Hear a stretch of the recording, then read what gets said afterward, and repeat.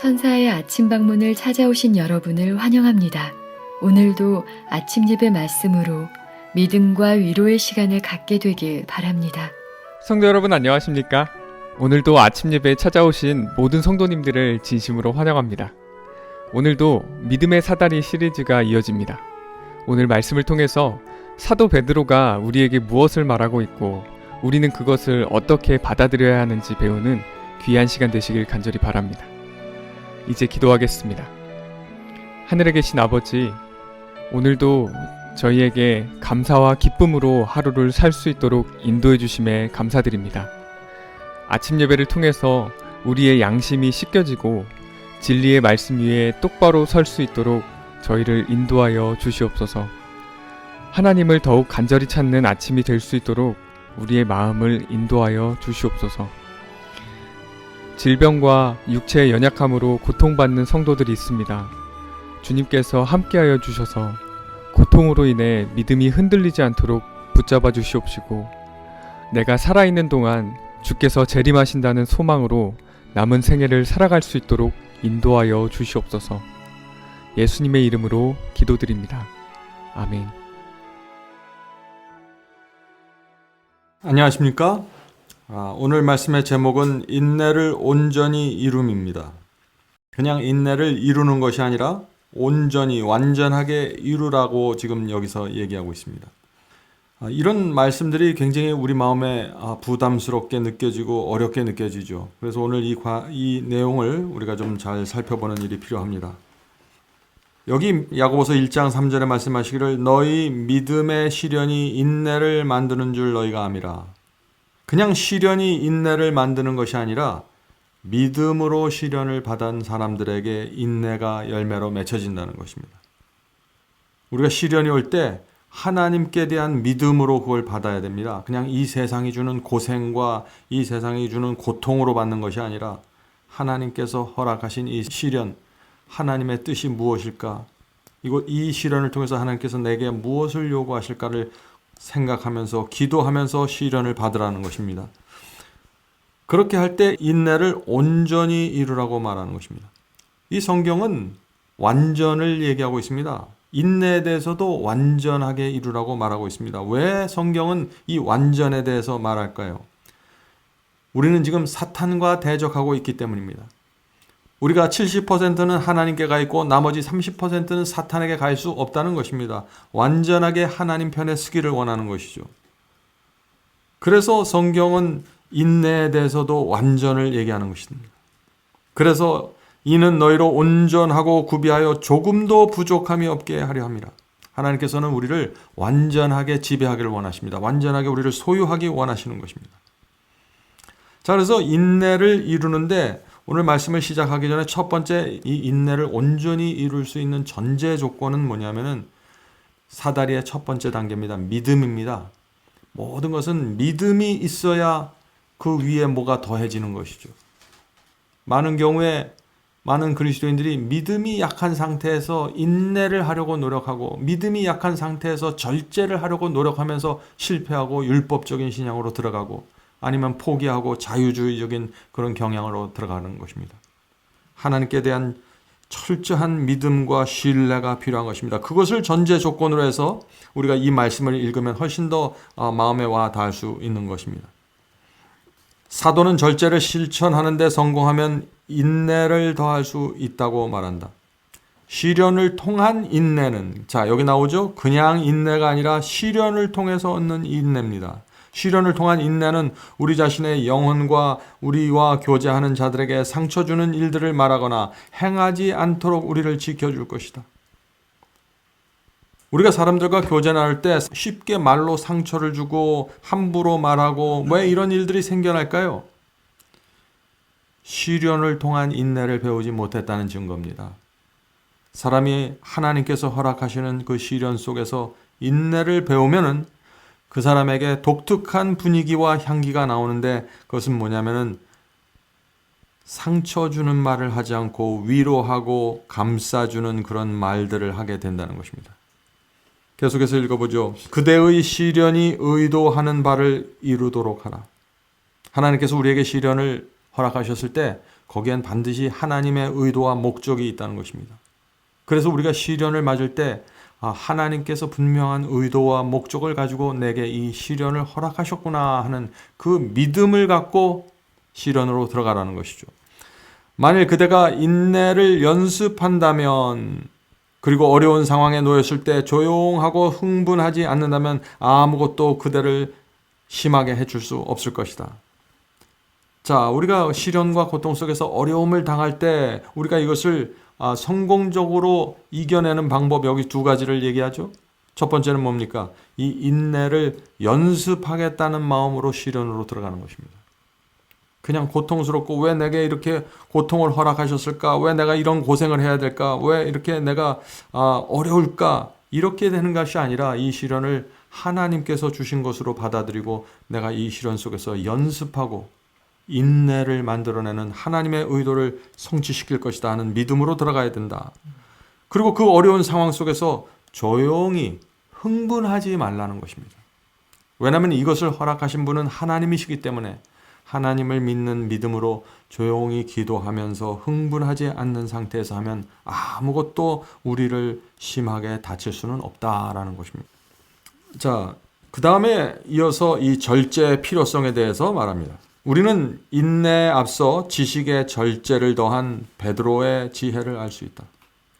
왜 베드로가 이 절제를 더하냐 하는 것이죠. 인내에 앞서 절제를 말한 이유가 뭐냐 하는 것입니다. 이는 왜냐하면 자극을 일으키는 모든 욕망을 정복하기 위해서이다. 우리 마음속에, 우리 육체 속에서 올라오는 악한 욕망들, 모든 욕망들을 정복하고 절제하기 위해서 우리에게 이 먹고 마시는 문제에 대한 절제를 가르친다는 것입니다. 왜냐하면 신경이 이 자극적인 물질이라는 것은 먹고 마시는 것, 기호식품을 포함하는 것이죠. 이 자극적인 물질의 영향 아래 흥분하게 되면 중대한 악이 많이 저질러지기 때문이다. 사람들이 술을 먹고 포도주에 취하면 악을 행하게 되죠. 자기도 모르게. 마찬가지입니다. 카페인과 여러 가지 자극적 화학 물질들이 우리 속에 들어가면 그것이 우리의 신경을 자극해서 흥분하게 되고 쉽게 악이 올라오고 쉽게 자극을 받게 된다 하는 것입니다. 그래서 성경이 절제를 말하고 있다 하는 것입니다. 그 다음에 우리가 인내하는 목적에 대해서 말하고 있습니다. 그리스도인은 절제에 인내를 더해야 할 필요가 있다. 왜냐하면 말이나 행동으로 우리 자신의 양심이나 다른 사람들의 감정을 거스르지 않도록 원칙과 확고한 목적에 굳게 서야 할 필요가 있기 때문이다. 자, 우리가 인내를 해야 되는 목적이 뭐죠? 쓸데없이 다른 사람들의 감정을 거스르지 않고 내 자신의 양심을 확고한 원칙과 목적 위에 세우기 위해서 인내하게 된다는 것입니다. 불평 한마디 없이 품위를 지키며 비난과 실망과 상실과 역경을 견디기 위해서는 세상의 관습을 넘어서야 한다. 세상의 습관을 넘어서야 된다는 것입니다. 불평하지 않고 어떤 상황에서도 품위를 지키며 사람들이 나를 비난할 때 실망하지 않고 역경 속에서도 좌절하지 않는 이런 이 견인 불발의 정신을 가지려면 이 세상의 관습과 습관으로부터 벗어나야 된다. 그것을 떠나야 된다는 것입니다. 자, 화를 잘 내며 성격이 나쁜 남자나 여자는 행복이 무엇인지 진정으로 알지 못한다. 여기 참 재밌는 말이 나오죠? 화를 잘 내는 사람들은 행복이 정말 어떤 것인지 모른다는 것입니다. 왜냐하면 그냥 입으로 가져가는 모든 잔들이 쓴 쑥과 같을 것이며 그의 길은 거친 돌과 띨레와 가시로 뒤덮인 것처럼 보일 것이다. 자, 화를 잘 내고 성격이 예민하고 성격이 나쁘면은 자꾸 사람들과 부닥칩니다. 가족 안에서 부닥치고 교회에서 부닥치고 이웃들 사이에 부닥치고 그러면 행복해질 수가 없는 것이에요. 이런 사람들은 왜 나는 내 인생을 이렇게 자꾸 가시가 많고 찔레가 많고 왜 자꾸 나를 찌르냐 이렇게 생각하면서 슬픔에 빠지게 된다는 것입니다.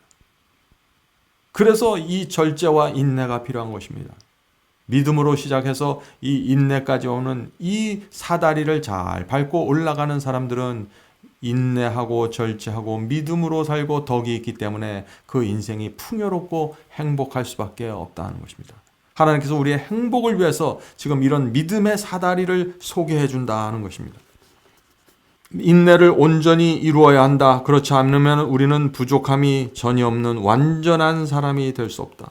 참 여기도 참 어려운 표현이 나옵니다. 완전한 사람이 되어야 한다고 말하고 있죠. 완전한 사람이 된다는 것이 뭐예요? 이런 표현들을 여러분이 정확하게 이해해야 돼요. 성경에도 완전히 나오거든요.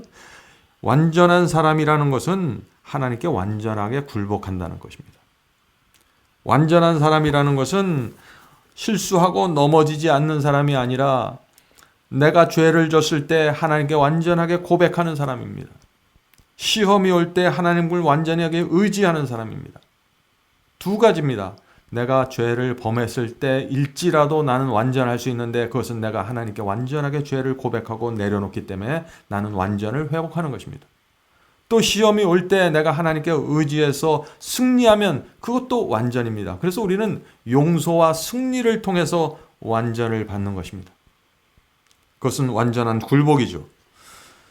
우리는 시련과 고통을 피할 수 없다. 그렇다면 우리는 그런 것들을 온전히 인내하면서 감당해야 될까? 아니면 불평하면서 모든 것을 더 쓰게 만들어야 될까? 성도 여러분, 이 세상에 사는 모든 사람들은 알곡도 그렇고 가라지도 그렇고 이 세상에 이 지구에 사는 모든 사람들에게는 시련과 고통이 옵니다. 누구도 그것을 피할 수 없습니다. 의인도 고통과 시련을 당합니다. 자, 그렇다면 우리가 이것을 어떤 태도로 받아야 되느냐 하는 것이에요.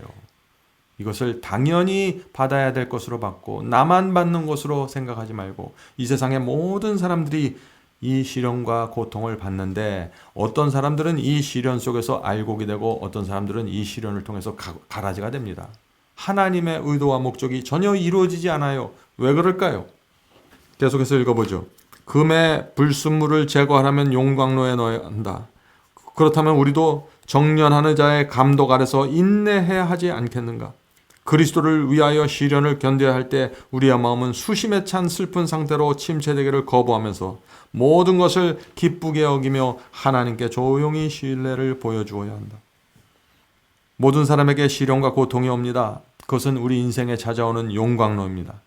그 용광로를 통해서 우리는 우리 속에 있는 불순물들이 제거되는 것입니다. 이것이 하나님의 목적이죠. 그러므로 우리는 인내를 가지고 조용히 하나님을 신뢰해야 된다는 것입니다. 하나님의 무엇을 신뢰할까요? 나에게 용광로의 시련을 허락하시는 하나님의 지혜와 하나님의 사랑과 나를 구원하려는 하나님의 노력을 신뢰하는 것입니다.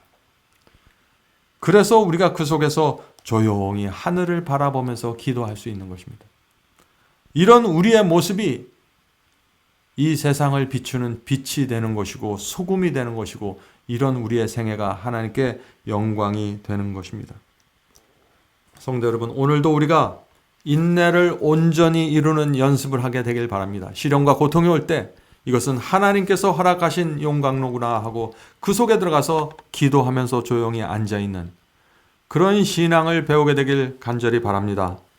자, 이제 기도하고 마치겠습니다.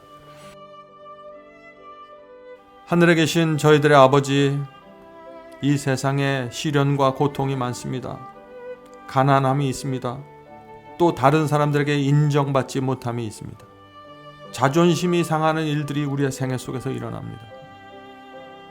주여, 이런 시련과 고통이 올 때 이것을 믿음으로 받을 수 있도록 도와주시옵소서.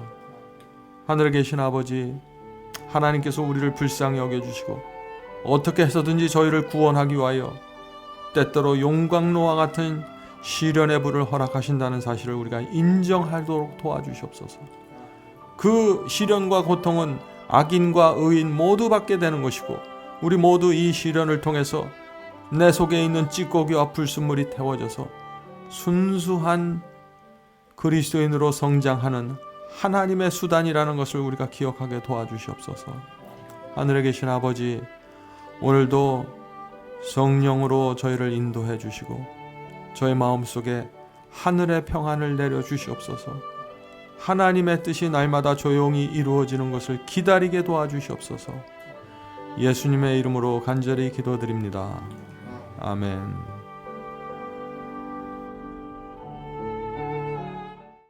성도 여러분, 마지막 사명에서는 아침 예배 채널을 유튜브에서 별도로 운영하고 있습니다.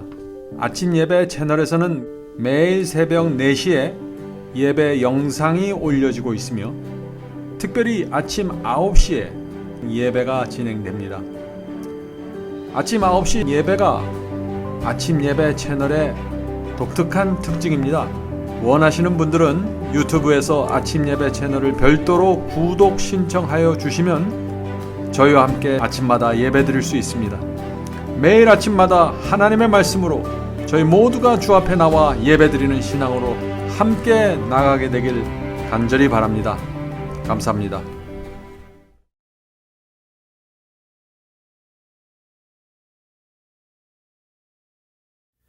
죄짐 맡은 우리 구주 어찌 좋은 친구인지 걱정 근심 모든 것을 고한 자는 복 받네. 주께 굳지 않는 거로 복을 받지 못하네.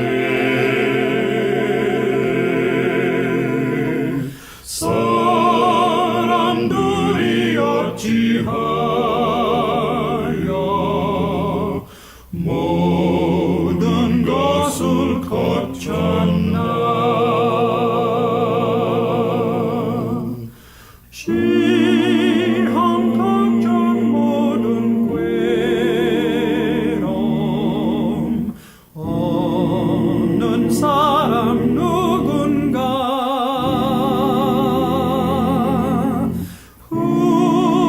부질없이 낙심 말고